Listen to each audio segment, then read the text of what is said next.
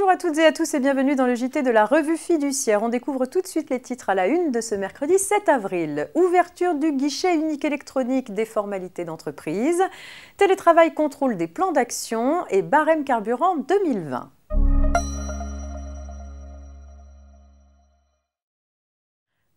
Pour simplifier les formalités de création des entreprises, la loi dite Pacte du 22 mai 2019 remplace les différents réseaux de centres de formalité des entreprises, les CFE, par un organisme unique auprès duquel les entreprises devront déposer par voie électronique les déclarations qu'elles adressent actuellement au CFE.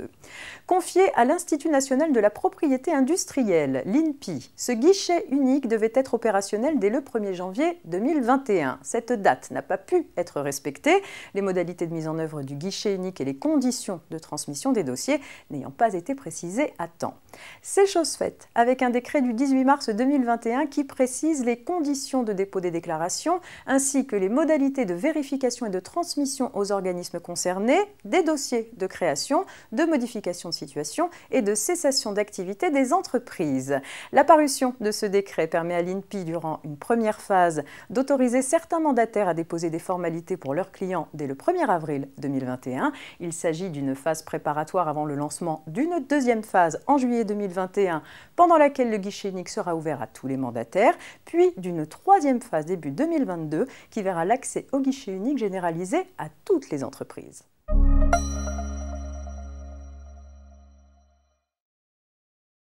La Direction générale du travail a pris le 25 mars dernier une nouvelle instruction sur le contrôle du télétravail. Elle fait suite à la mise à jour du protocole sanitaire qui impose aux entreprises d'établir un plan d'action sur la mise en place du télétravail. Cette obligation, qui visait initialement les seules entreprises des 19 premiers départements confinés, vise désormais l'ensemble des entreprises suite à l'allocution du président Emmanuel Macron du 31 mars, dans laquelle il a rappelé que le télétravail doit être systématisé.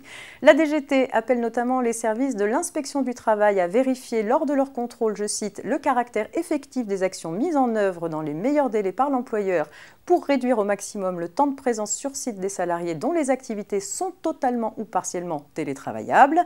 Les actions contenues dans les plans d'action élaborés par les entreprises devront être présentées aux agents de contrôle lors de leurs interventions, étant rappelé qu'aucune forme particulière n'est requise. En l'absence de plan d'action ou en l'absence d'action visant à réduire le temps de présence sur site, l'agent de contrôle pourra mobiliser les moyens de coercition appropriés.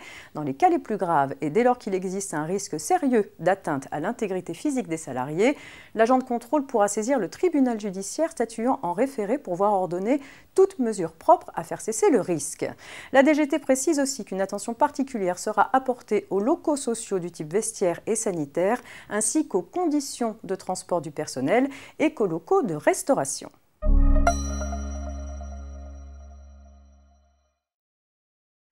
Les exploitants individuels relevant des BIC qui optent pour une comptabilité super simplifiée peuvent évaluer de manière forfaitaire les frais de carburant afférents à leur déplacement professionnel en utilisant un barème annuel établi par l'administration fiscale.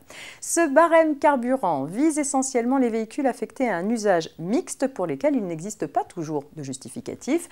Il peut également être appliqué sous certaines conditions par les titulaires de BNC dont le véhicule est pris en crédit-bail ou en leasing et par les salariés qui optent pour les frais réels. Le barème relatif aux dépenses de 2020 vient d'être publié. Il est en légère baisse par rapport à celui de 2019 pour tous les véhicules. C'est tout pour aujourd'hui. Bonne journée et à demain, jeudi.